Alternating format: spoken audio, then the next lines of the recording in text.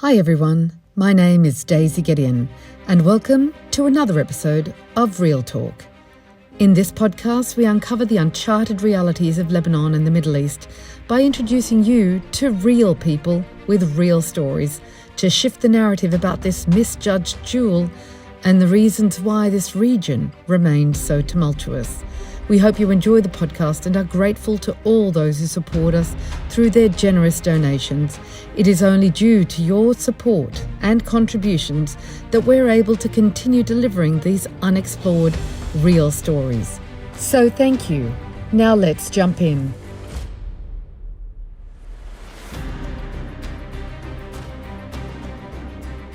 This episode is part of a two-part series with Professor Roy Casagranda, in which we discuss history, the Middle East and US foreign policy. Last episode, we uncovered the secret history of the world that has been hidden from us.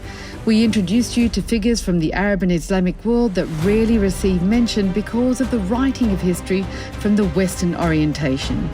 I really recommend you go back and watch that episode before beginning this one if you haven't seen it.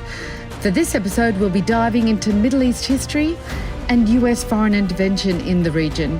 We hope you find it as fascinating and eye-opening as part one. Stay tuned and thanks for continuing to support us.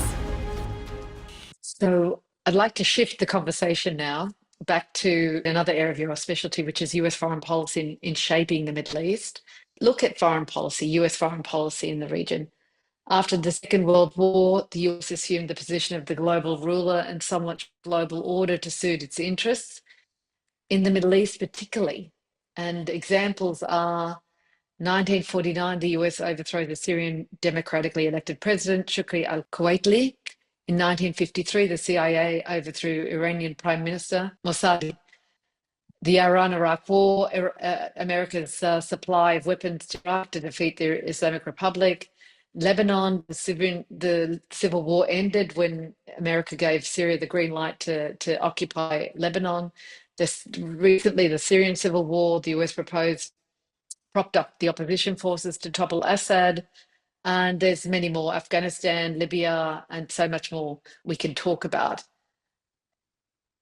What I'd like to ask you is, we've all heard the conversation, and it's previously all been about oil and having to control the supply of oil because of the fear of the world running out of that energy source. Do you believe that that's true? And do you believe that that's still true? Or is there an ulterior motive? What is America's objective in the Middle East? Why does it need an Israel in the Middle East? Because we've heard President Biden say if there wasn't Israel, we'd have to create an Israel. Seen the explosion of military weapons and technology in military. What is, in your opinion, America's objective in the Middle East? Okay, so it's a complicated question because there's so many layers to it. But let's start with oil, because oil is a very big component. It's definitely not the only component. I think people love having a question that has one answer, and even in mathematics, that isn't always true. But in the human condition, it's rare that you get one answer for a question. But oil is obviously a big piece of it. So part of it actually comes out of British history. In the 19th century, Britain had an oil company, the Netherlands had an oil company, and the United States had an oil company. We actually had a bunch of oil companies, but one of our oil companies ate the other ones. And that was Standard Oil. And Standard Oil ended up owning 95% of the oil industry in the United States and became a monopoly. The Dutch had Royal Dutch, and the English had Shell. Now, Shell was a really strange company because it was originally an antique dealer that got into oil. I still don't see how. Like, here, would you like to look at this 100-year-old chair or buy a barrel of oil? But that's what they did. In the late 1800s, the Dutch bought Shell and created the company Royal Dutch Shell. And Royal Dutch Shell was 51% Dutch, 49% English, which meant the Dutch had controlling interest, which freaked the English out. So the English had a good relationship with the United States, and they had a good relationship with the Netherlands. So it wasn't that they were upset because they had two rivals or two enemies who had oil companies. It's that England believed that oil was going to replace coal, and the idea that they didn't have their own access to it sent them into a panic. So they began trying to figure out where to find oil, because there's the method that people used at the time, 130 years ago, was you walked looking at your feet as you walked. And what you were hoping was you either stepped in it because it was literally bubbling to the surface, or you found black shale or black sandstone, a porous rock that would absorb the oil, and then it would tell you, dig, there's oil here. And that's how much oil was on the planet, that you could just literally find it by looking. But the English went, the planet's really big. How many thousands of people would we have to have walk across the planet looking for oil? That's not an efficient way to look for it. So they came up with a strange idea. Why don't we read history books and see if we can find reference to the usage of oil in the past? And they did. They discovered that 1,000 years ago, the Middle East was using oil. And they thought, well, if the Middle East was using oil back then it must be there in enough of abundance that it's easy to access on the surface. So they went to the Persians, and first they carved Kuwait out of the Ottoman Empire. Then they went to the Persians and they made a deal. It's a horrible concession. They would give the Persians 16% of all the revenue if they found oil in Persia. The Persians agreed to this horrible concession where the British would take 84% and they would take 16. Normally it's a 50-50 split, right? It's Persian oil, but the English did the work. And anyway, the English then began looking for oil, and they created the Anglo-Persian Oil Company, which got renamed the Anglo-Iranian Oil Company. And they found oil in the southwest corner of Iran. I want to say it was like 2 or 3 years after they created the deal with the Persian government, and like 5 years after they created Kuwait, or carved Kuwait out of the Ottoman Empire. So the Kuwait was important for two reasons. Khuzestan, where they found oil in Iran, was right across the Persian Gulf. But the other reason they liked it was Kuwait was right next to the Shatt al-Arab, where the Euphrates and the Tigris converge. So you could control the Iraqi waterway if you needed to militarily. It would be really easy to just send a unit from Kuwait. And so it effectively made it so that the Ottoman Empire was at the mercy of the English if they wanted to trade with the Indian Ocean and come out of Iraq. They had to pass the English 4 times: Kuwait, Bahrain, Qatar, Oman, on the way out. And so the English find oil. Shortly afterwards, the Ottoman Empire finds oil in what is today northern Iraq. The English go to the Ottomans and say, we'd like to be the guys who get it out for you. The Ottomans said, no, we've decided to work with the Germans. World War I breaks out. So I'm saying all that because a lot of that ends up framing how the United States views oil and operates around oil as well. In World War II, we win a very important battle in December 1944 called the Battle of the Bulge. So December 44, if you were an objective outsider analyzing the likelihood Germany would win the war, you would have put it at maybe 0.001%. By December 1944, the German military is in shambles. German cities are in ruins. The German industrial capacity is destroyed. Japan's now better off. There's no reason to think that you can win this war. So what does Germany do? They launch an attack. They do a counteroffensive and attack the Allies. When you're losing that battle, you go on the defensive and hold your ground. Not the Nazis. They thought, let's attack. So they took all their best equipment, all their best men, all their best units from the Russian front, and they put them on the other side to fight the Americans and British. For a week and a half, the Germans cut through American lines like a hot knife through butter. It was a catastrophe. We invaded Normandy on June 6, 1944. It took us until May to get to the Elbe River, where we met the Soviet army. So June to May, that's 11 months. I'm guessing that's like an 11-hour car drive today. So it took us a month to cross roughly 100 kilometers or something in that area. It took a month to move that far. We were fighting the worst German units. So when the Germans sicked their best units on us, because they had been using their best units to fight the Russians, there was nothing we could do about it. Their tanks were better, their soldiers were better, their officers were better. They just cut through us. The reason we won the Battle of the Bulge, they ran out of gasoline.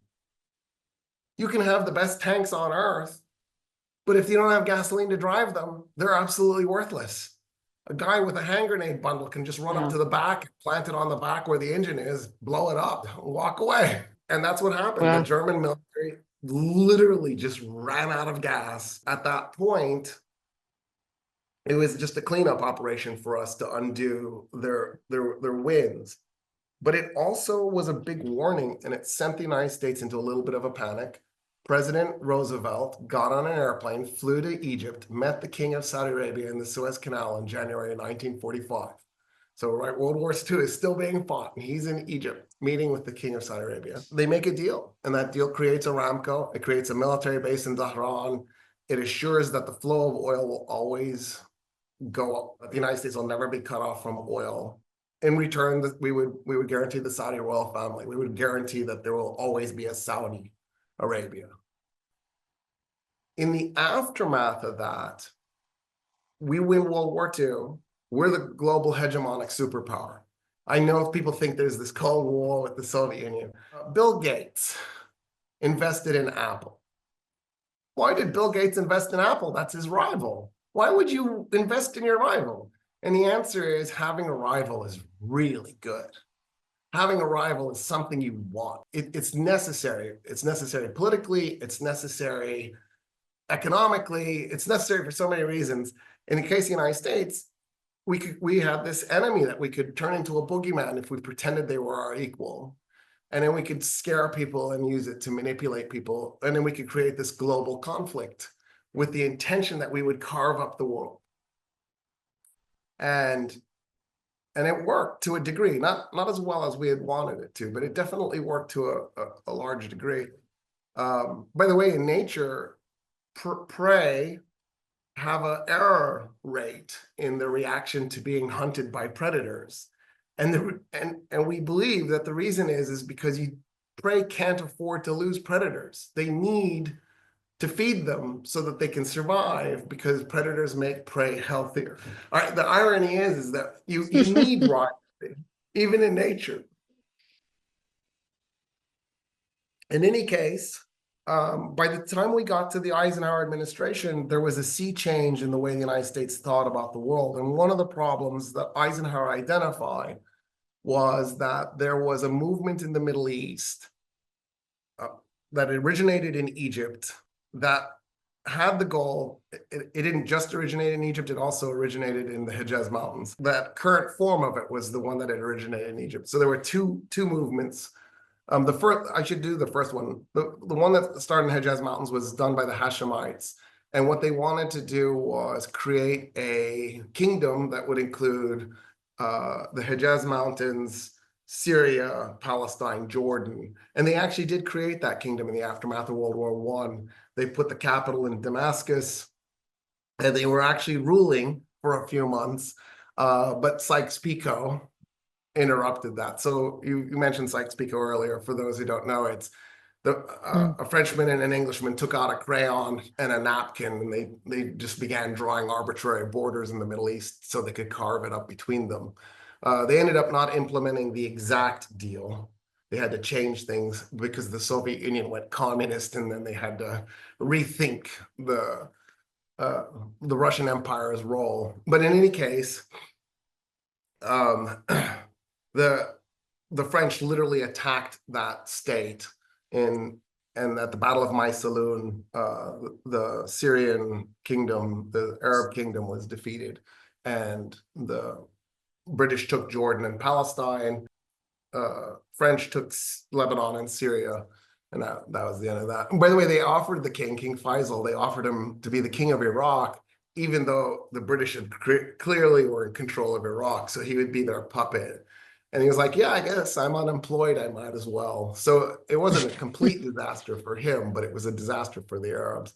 By the way, the French general Gironde, I can't remember his name now, walked up to Salahuddin's tomb and said, "We're back." So for those who aren't quite clear, was the French occupation of Syria and the British occupation of Palestine a return of the Crusader states? The answer is it was in the mind of the guys executing the process. So even if they didn't use the language, they were clear that it was a Crusader state. In any case, the second pan-Arab movement originated in Egypt in 1919. So Egypt, Ireland, and India went into a state of rebellion, and they were talking to each other and trying to coordinate. The thinking that they had was if 3 colonies went into rebellion, the British wouldn't be able to keep all 3. So they might lose 1, they might lose 2. They wouldn't lose 3 because the British would hold on to 1 of them. So that was the gamble the 3 were taking was we'll go into rebellion same time, World War I just ended, the British are bled, they're in a position of weakness, and maybe we'll pull something off.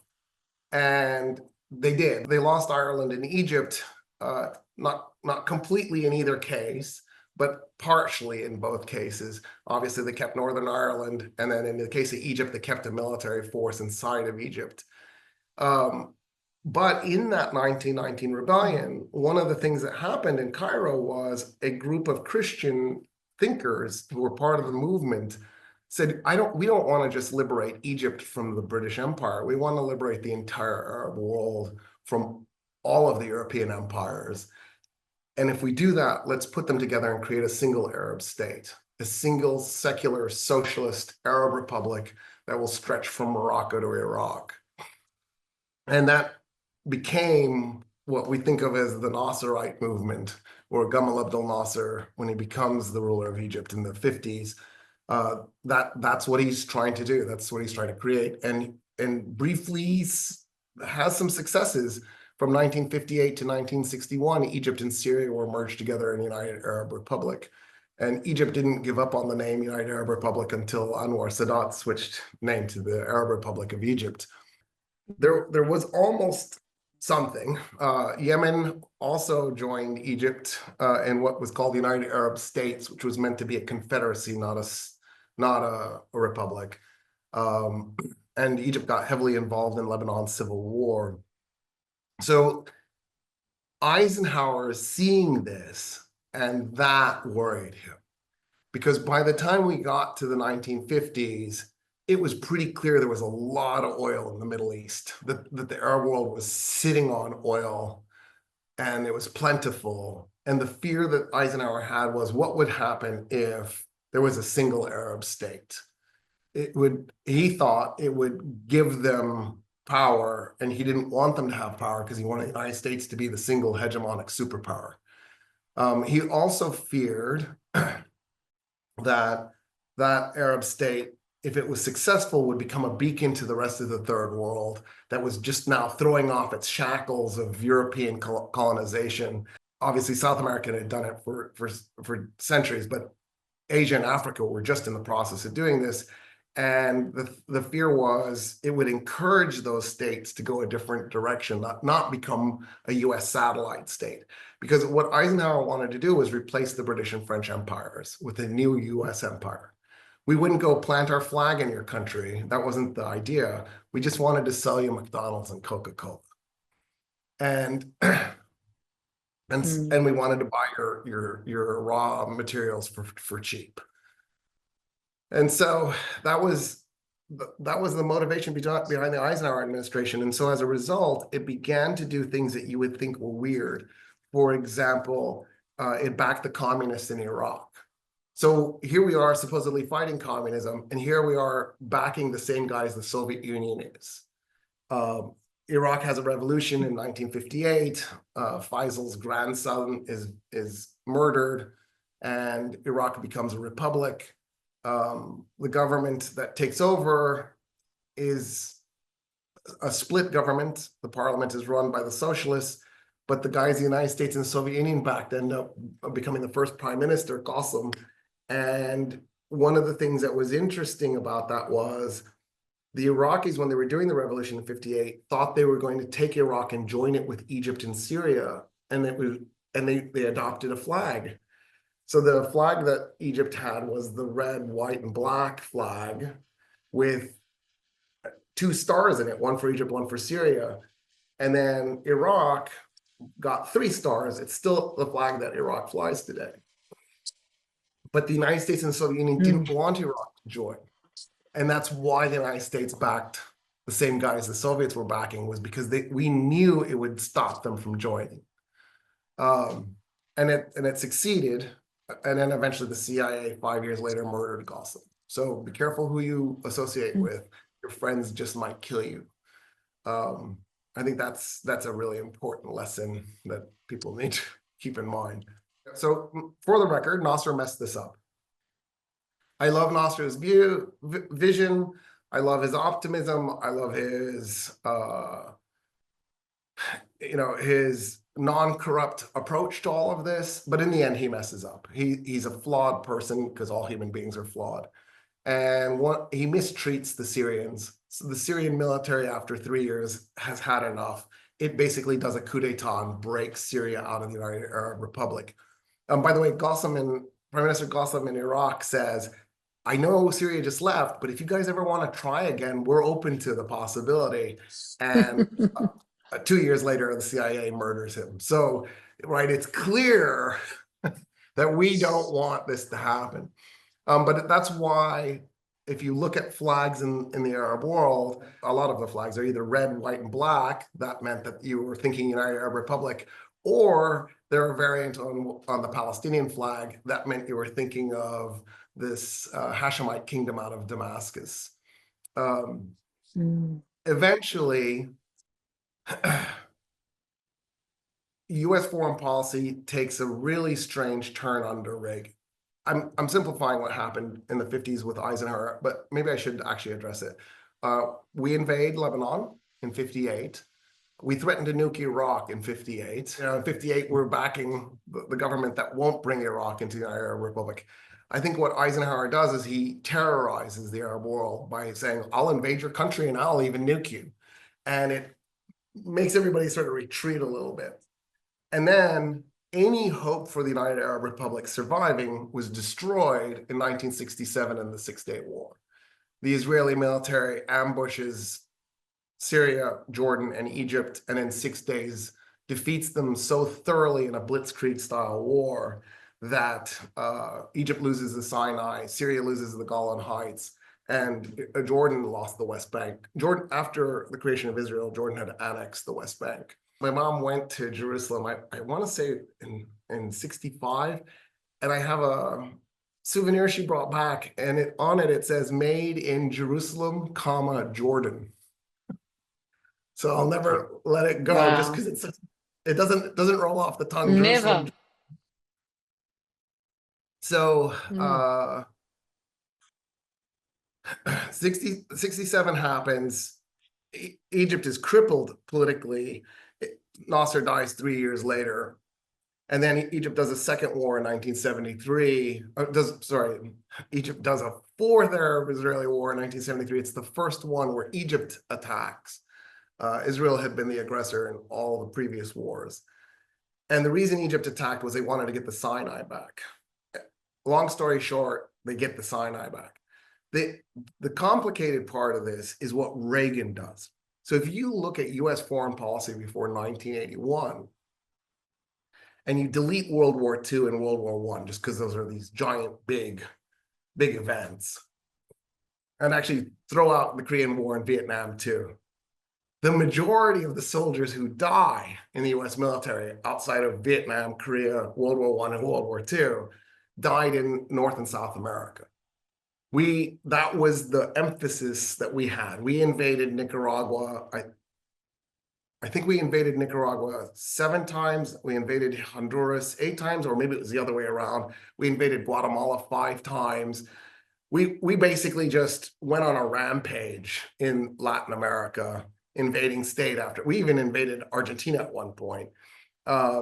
And eventually Reagan comes in, and instead of us being hyper-focused on Latin America, we became hyper-focused on the Middle East. So in other words, we'd had long-standing policies in the Middle East before Reagan. After Reagan, we're in a different way. He literally invades Lebanon. Again, the second round of invasion. And then eventually we'll do the Iraq War. And then we'll do another Iraq War because we had so much fun the first time. We thought it would be nice to, go back and do it a second time. And so after Reagan, the majority of US military personnel who die in the Middle East. And so there's this shift of focus to the Middle East. So part of the story is oil, and I'm going to use Iraq to show you how it's also not.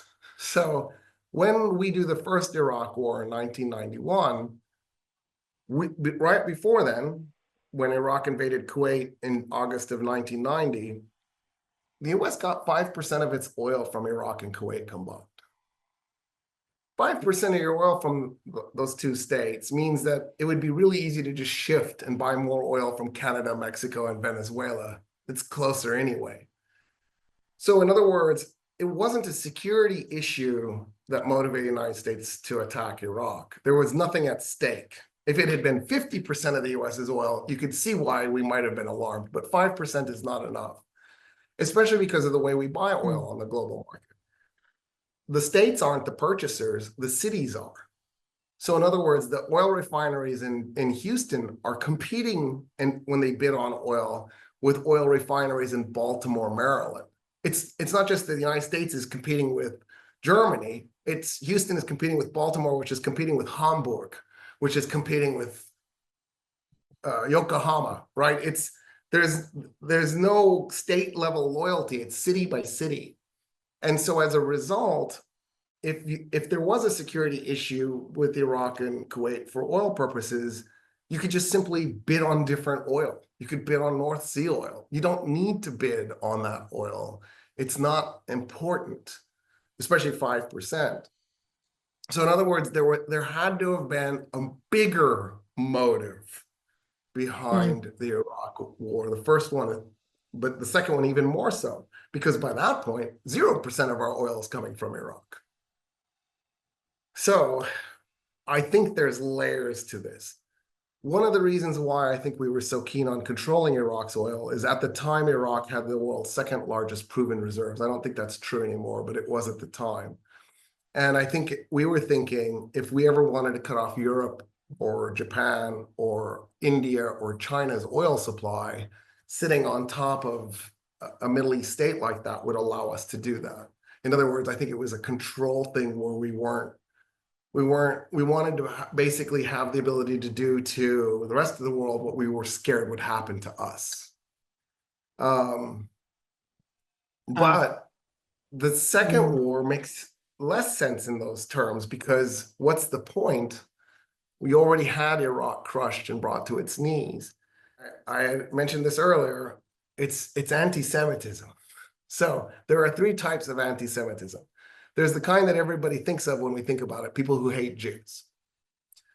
There's another kind of anti-Semitism, and it's people who hate Arabs but don't hate Jews. And there's a third kind of anti-Semitism, which is the most common form of anti-Semitism, people who hate Jews and Arabs, because they're intertwined, and that goes back for centuries, back to the Crusades, back to the Roman Empire. There is this deep-seated fear, hatred of Jews and Muslims, deep-seated fear, hatred of Arabs that has fueled so much of European and US sense of self, sense of history, that it doesn't occur to people that it's wrong, for example, to blow Iraq up. Iraq never attacked the United States. Iraq never had the means to attack the United States. Iraq never threatened to attack the United States. There was a rumor going around that Saddam Hussein tried to assassinate George Bush Sr. even if that was true, is that justification to blow up a whole country? Like, it's absurd to think that that would be a justification to blow up a whole country. Of course, it's not true. The CIA has confirmed that there was never an assassination plot to kill the former president that originated in Iraq anyway. And so at the end of the day, what was the motivation? And one of the things that was happening during the Bush administration was the Project for the New American Century. A group of guys in the 90s began writing President Clinton letters saying that we should actually turn Iraq into a colony. And part of the project was to send in missionaries and do to Iraq what we did to South Korea. So for those of you who don't know, South Korea has a massive Christian population today. And the thinking was we could go into Iraq, occupy it, and then Christianize it the way we did with South Korea. And as they continue to explore this idea, the idea expanded, and they actually came up with, and they talk about creating Pax Americana, and the center of it would be the Middle East. We would start by conquering Iraq, and then we would conquer Syria or Iran, and then whichever one we didn't do second, we would do third. And then we would actually conquer Saudi Arabia, and then we would conquer Egypt. And we would recreate those states in our own image. And the idea was based on this premise that Arabs and Muslims are these backwards, uncivilized beings that have to be brought into the 20th century. And the way to do that is to Europeanize them and Christianize them and to crush their culture and sort of delete them. And the only way you could believe that was okay would be to have this profound belief of their inferiority, because you're going to kill millions of people to do this transformation. And that's one of the major reasons why we attacked Iraq in 2003. It was this crazy idea that the Bush administration had that they're going to create this empire based on the Middle East. And we killed somewhere between 1.3 to 2 million Iraqis doing it. We caused all sorts of harm and damage to the global economy, to US debt. Like there's no positive that you can look to and go, oh, the world is made better by this. Here's the point I really want to bring home. Americans sleep well at night. It doesn't bother them that we randomly killed 1.3 to 2 million Iraqis for literally no reason. We hope you're enjoying this latest podcast and just wanted to remind you to subscribe to my YouTube channel or wherever you get your podcasts so you never miss an episode. And if you believe our work is worthy, then please support independent journalism and free speech by clicking on the button below and giving whatever you can afford. Thanks again. Now let's get back to the podcast. I want to actually lead into my next question. The point you're making about the fact that there's no guilt around Iraq from the American side and probably from all other Western nations, although it was America, Australia and Britain who really were the only ones that agreed to go into Iraq the second time. They were the alliance that agreed to invade Iraq the second time. But on that point, it heralds into the point that what we're seeing today with Palestine, and there is a precedent basically that Israel has used, and Israel feels so confident with its attack on the Palestinians and dehumanizing them and devaluing them as human beings. And there's that point. And the second point I want to just, in relation to your lack of guilt, I want to ask that question first. Could it be the fact that Vietnam has been remembered in books and in movies and in stories and in shows and have been repeated in modern culture through using modern culture? But no one has made a film about Iraq, the Iraq War. No one has brought that to light. No one has written, except papers, of course, you'll see it on the other side. But I get back to the point of the Arabs not taking charge of their own history. And I'm really big in this area. Like, why aren't we making films? Why aren't we telling that story? But Hollywood, which controls the entertainment industry in the world, isn't going to be telling that story. But why aren't other countries or the Arabs themselves, with the huge film industry, telling those stories and presenting those facts? Okay, so interestingly enough, I think that there is now a small movement, but nonetheless a little bit of a movement in Hollywood to go back and re-examine this anti-Arab hatred. To the point where I've been in contact with a significant number of people who are open to the idea that we should stop constantly villainizing Arabs and start just showing Arabs in film and in TV as human beings, as regular human beings. Because you're right, at the end of the day, all human beings are the same. Um, I know that that doesn't jive with nationalistic beliefs or religious fanatic beliefs, but that is the reality that we're really just not any different. And so I think there is a little bit of movement happening. We'll see if it manifests in anything real on this on the screen. But there's a history behind this. This didn't just happen out of nowhere. So I grew up in the 80s, and if you saw a movie that had an Arab role in it, they were inevitably terrorists. In the 70s, you were the heroes fighting the Italians, but in the 80s, you were a terrorist. And that wasn't an accident. That was on purpose. That was part of the Reagan administration's propaganda system. For the record, Arab actors refused to play those parts. So it was frequently Indian actors who would get cast as Arabs. And I think it's one of the reasons why Americans are confused when they can't tell the difference between an Indian and an Arab. I mean, to an Indian or an Arab, they don't look the same, but to Americans, everybody does. It was brown. So in any case, that Hollywood portrayal of Arabs in the 80s also had roots in another place, and that was the Arab-Israeli conflicts. So your settler colonial project, your goal is to go to another country, take the land from the people already living there, literally occupy their homes, and eject them. You may have to kill some of them in the process. You're not picky. You just need them out of the home so that you can have the home. How do you justify that in the minds of your supporters, in the minds of the rest of the world? You need some kind of tool to try and describe why it's okay to do this settler colonial project. So in the 17th century, the English kept saying the Native Americans didn't know how to do agriculture, so the land was wasted.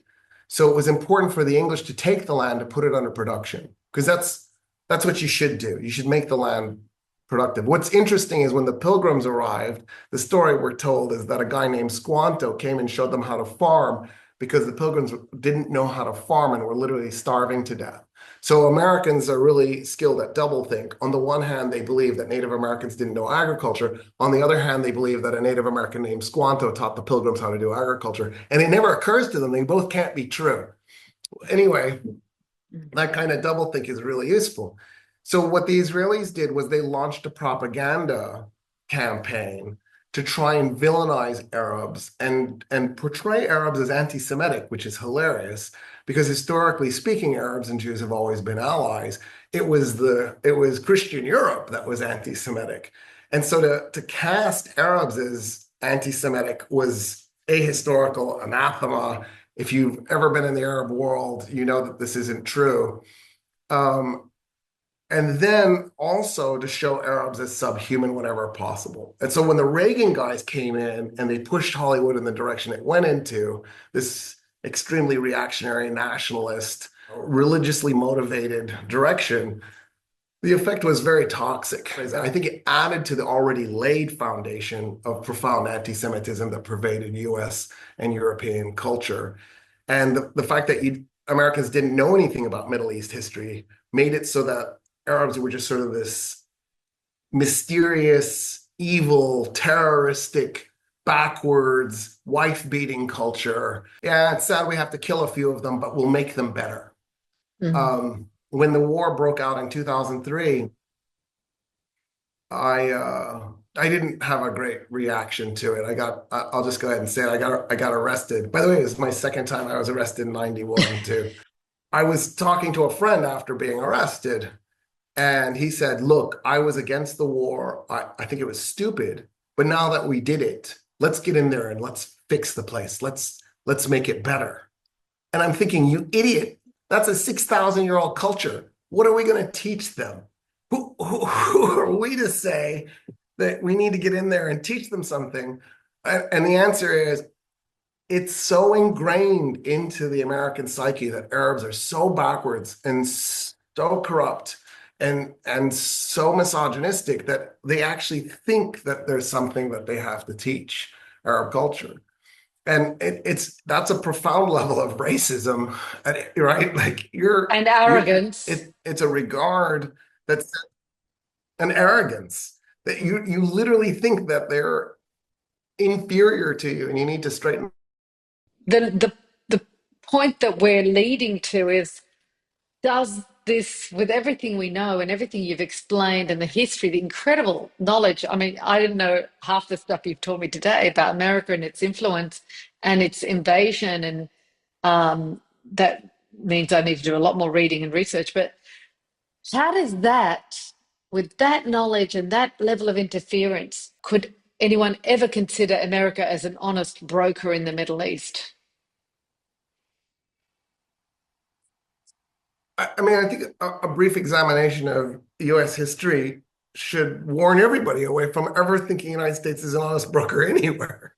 Yeah, I mean, post-World War II, we launched an operation in Italy called Operation Gladio. And what the CIA did was it backed a terrorist communist organization that was doing assassinations and bank robberies.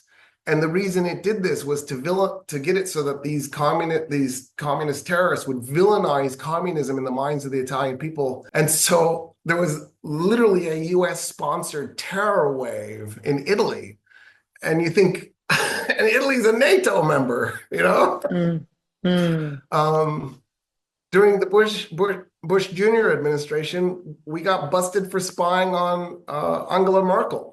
And, you know, of course, Germans are super sensitive about governments spying on them because they had a bad history with that. And so it ended up becoming a diplomatic faux pas. And yet the world is stuck with the United States. The United States is the 350-pound, 80 IQ gorilla that's going to rip your arm off if you don't do what it wants. And it's unfortunate because the United States presents itself as this beacon of hope and honesty and making the world a better place. But if you look at the history of the United States and how many times we overthrew democracies and how many times we invaded countries for no reason and the kinds of exploitation that we've done to our own people, forget the rest of the world. I mean, I don't know why anybody would assume we were the good guy. Well, on that point, it's not that there is necessarily other good guys. It's not like I trust the PRC or the Russian Federation any more than the United States. It's just, why would you trust the United States? And it proves the point that has been presented in the last 11, 12 months, that it needs to be a group. It can't be just America. There should be more people at the table, more nations at the table to resolve the problem between Israel and Palestine. Because there's no truth to everything that's going on. It's very self-centered and vested interests, and I think this is what's dividing up opinion around the world politically, as well as the average person that's just had enough of this. But just to get to the point of the next point and getting just a little bit closer into the issue of Palestine and where we are today, but we have an Arab world that has so much power, we believe has so much leverage and could use that leverage. But, you know, since the normalization of relations between Jordan and Israel, and of course, firstly, Egypt and Israel, and the Abraham Accords, of course, the whole world wants peace, and the nations of the Middle East are no different, and the people of the Middle East are no different. But when we're witnessing what we're witnessing in Gaza and Lebanon now, and these nations have such leverage to put pressure on both America and Israel, whether it's, cutting off diplomatic ties, sanctions, and then threatening with throwing the peace treaty out the window and the Abraham Accords out the window. We know we've got Saudi Arabia trying to normalize relations with Israel. It really is baffling, something that keeps coming up. And why aren't they doing more? They can do so much more. Why aren't they doing more? And I would love your take on that. Okay, so to start with, Egypt fought in 48, Egypt fought in 56, Egypt fought Israel in 67, Egypt fought Israel in 73. And 48, of course, was a disaster. By the way, it wasn't just Egypt. Jordan was in the fight. Lebanon was in the fight. Syria, Iraq sent troops. I think there were even Algerian troops that showed up. So 40, Algerian volunteers, right, because it was still a French colony. And 48 is this disaster where Israel is created, the Nakba. And then in 56, when Egypt fights Israel, what Israel did was it attacked Egypt and invaded the Sinai. And the goal that the Israelis had was to draw the Egyptian army into the Sinai to defend it. And then British and French troops would attack Egypt on the Suez Canal, trapping the Egyptian army in the Sinai. Nasser doesn't take the bait. He lets the Israelis basically capture the Sinai. So when the British and French do invade, the Egyptian army is on the right side of the Suez Canal, and which would be the left side if you're looking at a map, the west side of the Suez Canal. And as a result, Egypt is in a position to basically use politics to get out of this. Eisenhower sides with Egypt, ironically, and France and England are humiliated. In 67, it's a complete, utter catastrophic rout. Jordan and Syria are defeated alongside Egypt. And then in 73, Egypt wins the war in a way because militarily in the first 2 days, the Egyptian military steamrolls the Israeli military. The problem is the United States intervenes and basically helps the Israelis replace their destroyed tanks. And the result is that the Israelis do a counterattack, and the counterattack is very successful. So from a military standpoint, the United States defeats Egypt in 73, even though Egypt defeated Israel in 73. And then politically, Kissinger comes in and he plays a really interesting game. What he does is he goes first to Syria. So Syria did horrible in 73. It didn't really pull off. There was no victory like it was in Egypt. Kissinger goes to Hafez al-Assad and he says, I want to create a comprehensive peace plan now that this war is over, where we bring everybody to the table. Jordan, the Palestinians, everybody. You, Egypt, we sit down and we work out a deal that makes it so that this is the last Arab-Israeli war. And Hafez al-Assad is like, I'm there, whatever you want, I will host, I will support you. This is amazing. This is a dream come true. We just want a peaceful resolution where the Palestinians have some measure of justice, right? He doesn't even say it needs to be true justice. Just get the Palestinians partway there. Kissinger gets on an airplane, flies to Egypt, and he meets with President Sadat, and he says, look, I've been talking to Jordan, to King Hussein, I've been talking to Hafez al-Assad, I've been talking to Yasser Arafat. The other Arab states are not going to work with me, and they're not going to work with you. They're ready to sell you out. You're on your own. Your only path forward is for you to make a separate peace with the Israelis. Make the separate peace with the Israelis. You become a U.S. ally. Leave this non-alignment movement. Cut your relations with the Soviet Union. Come over to the United States side. Open up your marketplace to crony capitalism so we can plunder you, and I will make you rich. And you can take Egypt out of this perpetual, constant conflict with Israel, which is bringing Egypt nothing. And Sadat goes, really? The rest of the countries aren't going to work with me? And he's like, yeah, I talked to them already, stab you in the back. And Sadat goes, done. And that's why Egypt makes a separate deal. It's why Hafez al-Assad hated the United States with every cell in his body till the day he died. He felt so betrayed, so backstabbed. He couldn't comprehend how evil you had to be to pull off what Kissinger pulled off. So that's how Egypt got pulled out. And that's one of the reasons why Syria ended up this permanent, perpetual enemy of the United States. It was just typical Kissinger politics, right? Divide and conquer, ruin countries, ruin everything. Having said all that, then you fast forward, Iraq is in ruins. The United States blows it up twice because once wasn't enough. I think there's 22 League of Arab States, League of Arab State members. But Chad is an Arab state and Eritrea is an Arab state. So there's 24 Arab states if you include those two in the mix. They're not League of Arab State members. Of the 24, 8 are in ruins. Palestine is destroyed. Lebanon is smoldering. Syria is in ruins. Iraq is in ruins. Yemen is in ruins. Sudan is in ruins. Libya is in ruins. And I forgot, Somalia. Somalia is destroyed. One-third of the Arab world, one-third of the Arab world states, obviously not by population, are smoldering heaps of death, carnage, trauma, and sadness. Having said that, 5 states are doing great. Kuwait, Qatar, Bahrain, Oman, UAE, and Saudi. I think that's 6. The GCC. 6 Arab states are doing great. The remainder of the Arab states, which is 10, they're making it, right? In some way, some manner, shape. Jordan's okay. Egypt's always teetering, but it's managing somehow. Tunisia it's been better. Algeria is fine. Morocco's fine. Mauritania, I don't know what to make of. Eritrea, but right there. Name another place in the world where 1/3 of its states are in ruins. You can't, it's not South America. It's not Central America. It's not Sub-Saharan Africa. It's not Asia. There's no other place on the planet that's that bad off. We're in the world's worst ever refugee crisis. 6% of the world's population is Arab. 50% of the world's refugees are Arab.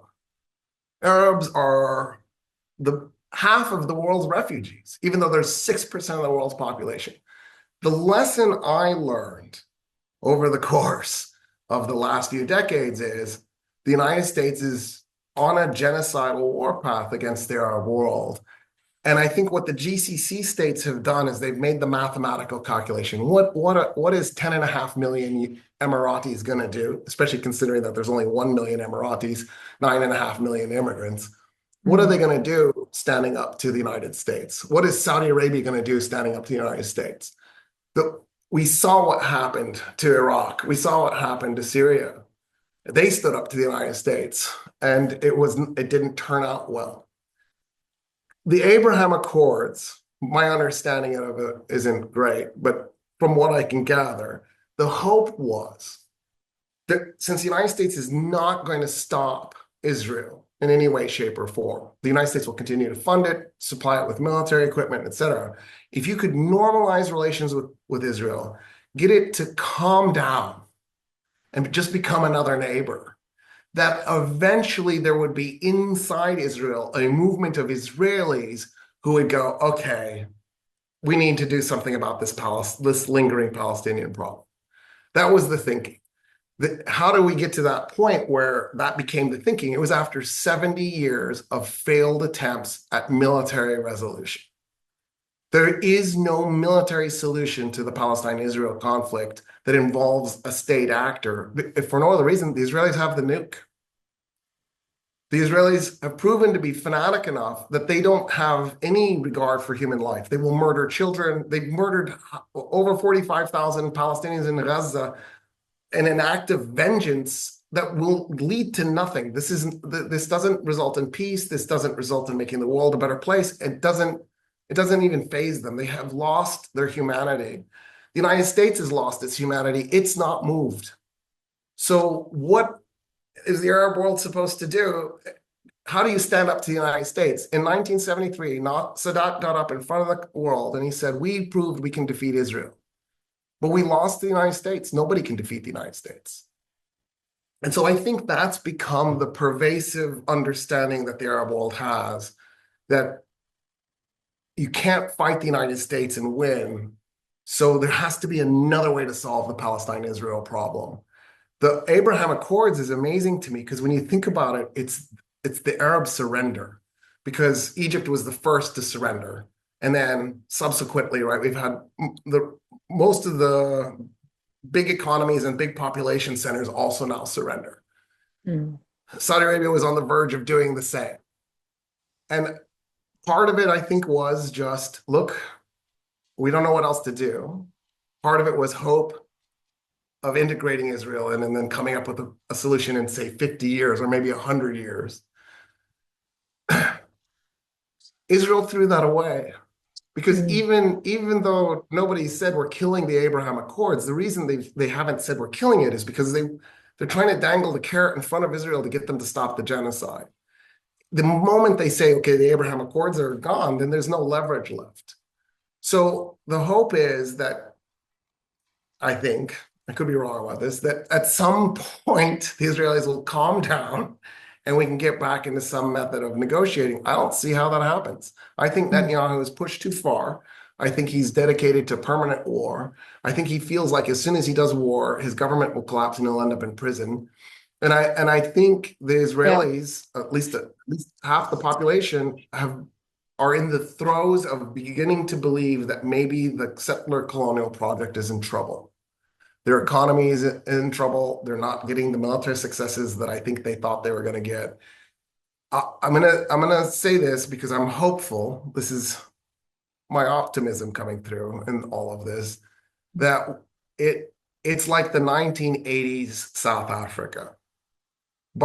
In the 1980s, South Africa had military incursions into Zimbabwe and Namibia and Angola. They're fighting their neighbors. World opinion was increasingly becoming harder and harder for them to ignore. And eventually the South Africans realized that the apartheid regime was not going to last, and they began secret negotiations. And that's what I'm hoping we get to, is that the cooler heads in Israel will prevail and they will begin secret negotiations. There's constant talk of a two-state solution. Two-state solution already exists. What we have is the two-state solution. The two-state solution is that there is this satellite Palestine that's basically just the capo for the Israelis and manages the Palestinians as best as they can. They made it a three-state solution because effectively Gaza is operated separately from the West Bank. The only way to solve this and actually have any measure of justice is a single-state solution. There needs to be a single secular state where there's a right of return for Palestinians, and that the Jewish population has its rights embedded so deeply in the Constitution that they never have to think twice about it.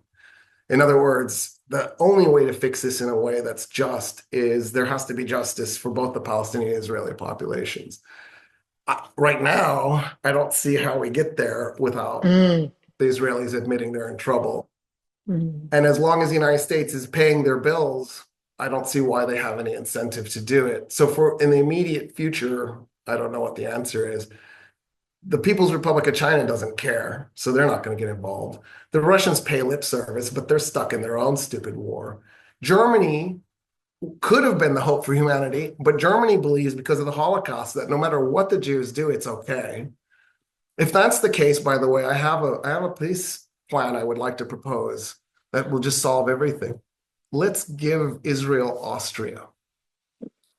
We'll take all the land north of the Danube River, we'll call it the North Bank, and we'll push the Austrians there. Hitler was an Austrian, this fits, right? And then we'll take Tyrol. By the way, I'm part Tyrolean, so this is a little personally painful. We'll take Tyrol and we'll call it the Tyrol Strip, and we'll push Austrians there. And then we'll rename Vienna New Jerusalem. And if that's okay with everybody, then surely what I'm proposing in Austria would be just fine. Anyway, just a I love thought that. experiment. Love it. Love it. I want to just go back to a comment you made about the optimism that you've projected, that this is similar to South Africa in the 1980s. The problem I see is that we don't have a Mandela on the Palestinian It's side. true. If we had a Yeah. figure like that, I mean, people call, is it Marwan Barghouti, the guy that's been in jail for 25 years? Marwan Barghouti is the guy that popped into my head. Yeah. Yeah, it's a Palestinian Mandela, but yeah, I mean, uh, it's the only missing quotient at the moment in the formula is that if you really had somebody that they didn't hate, and you don't have F.W. de Klerk, because F.W. de Klerk was nothing like Netanyahu. So within the Israeli society, even the leftists, Lapid and Gantz, they're not for, they're just a softer version of Netanyahu. They're not really wanting to solve this problem. They just probably wouldn't be as violent and murderous. I was just going to say, it's like the difference between the Republicans and the Democrats. They're still going to do imperialism. Yeah, It's just the Democrats will make it pretty. yeah, exactly. And Gideon Levy wrote a brilliant article today in Haaretz, basically saying that. One of the reasons why we don't have a Nelson Mandela Mm, is because of the constant villainization of Arabs. Marwan Barghouti is the Nelson Mandela. So when you said it, like that was what popped into my head. But he's not a household name. The U.S. press is never going to pay him any attention. mm, We're set up. We've made it so that there isn't an easy way to create the kind of situation that we had in the 80s. You're right that Netanyahu isn't F.W. de Klerk. He's like P.W. Botha, right? He's the yes. guy who's trenching in and trying to make this work. Mm, But F.W. de Klerk comes after P.W. Botha, so that's kind of my hope there. And mm, what may happen with time is if we're lucky, the villainization of Arabs will sort of tone down in Europe and the United States just enough that Americans will start to think, oh my God, wait, killing Palestinians is weird because you're killing human beings. You know what I mean? Like you'll see that shift. We've seen it already in Spain, Norway, and Ireland. I mm, think the Czech Republic recently jumped into that group. mhm, mm. So I have some hope that we'll start to see that, and we're seeing that in the streets in the United States. If the United States was a healthier republic, it would bring me more hope. But the United States is not exactly the Mm, beacon of democracy. It's kind of the argument against it, which is kind of disappointing. But mm, um, totally. The election of Donald Trump back into the White House, he'll take office 21st of January, or whatever the date is. We've got a couple of months before then. A lot of people are still supportive of him and say he hates wars. He'll end this. He's the only one that can end this. Do you believe that perspective? so as a person who watched Trump thrash around for his first 4 years as president, I have zero hope that he will intentionally create any kind of better world. Now, it's possible he'll accidentally stumble into something. A broken clock is right twice a day. So I'm not ruling out the possibility that something cool might come of his 4 years. I just wouldn't bet any money on it. Um, if something cool was going to come out of this coming 4 years, why didn't anything amazing come out of his first 4 years? I don't understand why you would think he had 4 years to get something done. He got nothing done. Why would you think that past experience should tell you a lot about future events? Um, He moved the embassy from Tel Aviv to Jerusalem. it, Yeah, so that was a setback for the Palestinian peace process. Mm, It isn't really, because at the end of the day, this idea of the two-state solution is so preposterous and absurd that it doesn't matter. But um, I mean, what's happened is in South Africa they created the Bantu stands like Bophuthatswana and Transkei and Venda Ciskei, and the idea was is you would give the black population citizenship in those Bantu stands, so they weren't South African citizens anymore, but then they would remain your labor force, and then they would have to travel into South Africa to work, and then you would pay them slave wages. And I mean that's obviously the idea behind mm, the West Bank and Gaza Strip two-state solution. In any case, um, Donald Trump is I just lacking the intellectual capability to create the kind of peace that I think people think he will create. He doesn't have the experience. His foreign policy was a disaster. I'm at some level, I think a lot of people are celebrating that because they're hoping the American empire collapses. And if that's your goal, then yeah, that's great. If your goal is that the American empire could have been a way to offset the possibility of the Chinese becoming a bad actor, right? The idea of a multipolar world where you have multiple powers pushing back against each other and then hopefully neutralizing some of the bad behavior, then Trump isn't your guy. Now, I get it. People were frustrated with Kamala, but I want to remind everybody, first, the vice president doesn't set foreign policy. Second, this problem isn't 1 year old. It is 76 years old. So if you wanted to be mad at somebody, you need to be mad at Truman and Eisenhower and Kennedy and Nixon and All of the book. Johnson and Ford and Carter and Reagan. You know what I mean? Like, it doesn't make sense to have blamed Kamala for this. At the end of the day, I think a lot of the opinions that people had about Kamala were firmly rooted in sexism and racism. And then people used excuses like, oh, I'm worried about immigration, which is, by the way, a racist position. Oh, I'm worried about the economy. What's wrong with the economy? There's nothing wrong with the economy. So being worried about the economy, you would definitely not vote for a guy who's lost $1 billion and is a horrible business person. You would vote for somebody who is a successful business person or a successful politician. I'm worried that Kamala is going to kill more Palestinians. Well, yeah, of course she is. If she had become president, she would have been president of the United States. That's what presidents of the United States do.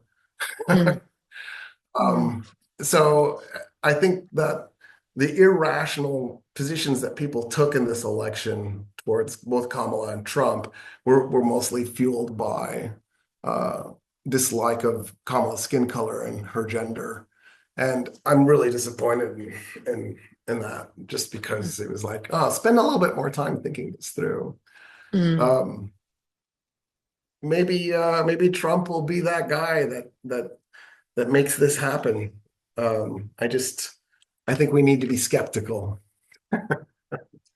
I agree, and look, it's so depressing because we're both immersed in this topic. I'm just living it day in, day out. But you got to have some window of hope still to think that there's a reason this is happening, and I pray to God that it's for humanity and for the betterment of our race, our species, because our species has just demonstrated how worse we are, so far below animals, than animals treat each other much better than we are treating each other right now. And people have just lost all respect and hope and belief. They've completely disillusioned, and I don't know. I'm looking for it as well. I'm a very optimistic person, but I'm like, God, please help me understand or do something, because this can't continue. And yet, historically, as you've explained in the last 2 hours, it's been happening over and over again, and not for 1 year, for hundreds of years. Massacres have happened. People have persisted, but never like this, because we're seeing it all. So, hoping that's a different element, because we're witnessing it on our screens and phones, and we can see the atrocities. Humanity might really stand up against it. Yeah, I think I've seen that with especially Gen Z in the United States, because there's obviously a generational thing going on in the United States. Like I have a Jewish friend who he's anti-Zionist, and his daughter is anti-Zionist, but his wife is Zionist. And he was expressing to me how it seems like all the Jewish kids from his daughter's age group are pro-Palestinian, and they're in the streets and they're protesting. And then he and his wife's generation are furious for, Yeah. he's not, because he's taking his daughter's side, but his friends and his relatives of that generation are holding on. And I think there's an element of that in the United States where there's this confusion that people have. I'll give you an example of the kind of confusion that I think people do. So one thing that happened after 2016 and then is already happening again now is blaming brown and black voters for the Trump victory. So it is true that as a percentage of the vote, black enthusiasm for Kamala was lower than black enthusiasm for Biden. So I want to say it was something like Uh, 92% of black voters voted for Biden and 85% of black voters voted for Kamala. So there was like a 7% drop. And you think, okay, yeah, that's not great because this was such a close election. That 7% kind of mattered. By the way, it's 7% of 13.5% because, right, the black population is 13.5%. So it kind of mattered. It wouldn't have been enough to flip the election. The Hispanic vote did something very similar, and I think it was about 7 percentage point shift in the wrong direction for Kamala. So I think 52% of Hispanics voted for her, and then it was something like 40-something% voted for Trump, but it was something like 60% voted for Biden. So we saw that. But what happens in these conversations that I find really interesting is nobody's pointing blame at white voters. 57% of white voters voted for Trump. So why are you blaming the small shift in the black and brown population when in reality it was the white population that elected Trump? Whites are 60% of the US population. So having 57% of 60% vote for somebody, I mean, that's going to make a pretty solid difference. victory for them. Yeah. And so one of the problems that we have as a species is we're not objective. We don't see past our group. And so a bunch of white liberals are now running around blaming brown and black people instead of blaming their family members. And I fear that that's always how we're going to operate. And we need to stop this. I'm a very passive member of an organization called the Varna Peace Institute. And a few years ago, the Varna Peace Institute brought Ilan Pappé, the Israeli historian, to Germany. And he said, I just want to mention a couple of parts of what he said because it was sort of interesting. He said, I have a German background, but my German isn't very good. So I'm just going to speak to you in English. And then he said, it's really interesting because the things I'm going to say, you as Germans wouldn't be allowed to say. And I was like, wow, this is going to be a great talk. And he starts by saying this is a settler colonial project and that what Israel has done to the Palestinians is a crime against humanity. And, you know, at some point, if the world is going to reclaim its humanity, it has to solve this problem for the Palestinians. And then he said something that I thought was really important and it was powerful. He said, but I want to remind everybody, my children are Israelis. So whatever solution we find for the Palestinians, I don't want it to make it so that my children have a bad life too. And that's, I think, where we as a species really suck. We see this as a zero-sum game. If I'm going to be okay, the other guy has to be hurt. And that's not true at all. The reality is it's the opposite. If I'm a business person and I do a business transaction with you and you prosper in the business transaction, then next year when I come to do another business transaction with you, you're actually in a better position. There's more wealth in the world. If I make a bad business transaction with you and I hurt you, then the next year when I come do a deal with you, you have less material wealth to interact with me. I've actually hurt myself now. And I think people have lost grip of that. If the Palestinians prosper as the neighbors of the Israelis, they will both prosper because they'll interact with each other. But that's not how we want to operate. We want to operate as immigrants are evil. They're taking jobs from me, right? And it's all this nonsensical. No, they're not. They're growing the economy. You didn't want to pick blueberries and tomatoes anyway, or roof, or do the gardening. Just shut up. Or brain surgery, because you didn't want to do the hard degree. So Muhammad over there, he went to college and he got the degree. Anyway, my hope is that somehow we'll stop the zero-sum thinking and begin to see ourselves as a part of a community and a collective and recognize that as everybody gets better off, it's a feedback loop, and you will Yeah. prosper in the process. Yeah. I'm win-win. It's got to be a win-win for everyone, and we all It's got to be a rise together. win-win. There's no The last thing we need is another refugee crisis, right? Mm, But what the world needs is for somebody to sit down calmly and come up with a deal, and it'll suck. It'll suck for mm, both sides, and everybody will be irritated. That's when you know you have a good deal. mm. Yeah. Sucks for everybody is the best deal. It is. Love It's the only it's, way. mm. If you had a message, your final comment to students or people around the world, something that would be the best advice you could give them, what would that be? Wow. Okay. I I think the thing that keeps popping up for me that gets me is stop being certain. Dump certainty. Certainty is a disaster. The world is too complicated for anybody to ever really be certain of anything. Allow some doubt to creep in, and then allow that doubt to guide your research. So, like, if you're certain of something, you're going to only find resources that confirm your beliefs, and you're not going to challenge your beliefs. And the result is that you will box yourself into ignorance. The reality is the world is complicated. And we want to simplify it. We want to make it so that there are these little itty bitty boxes and we can put everything into these little categories. And that's nothing works like that. Nothing is Mm, that simple. And I think if people had a little bit more doubt and a little bit less certainty, it would go a long ways. I'm always shocked when I talk to voters and they say, like, oh, Trump is going to do X and Kamala is going to do Y. How do you know? First of all, politicians are pathological liars. When was the last time a politician fulfilled a campaign promise? Why aren't you skeptical?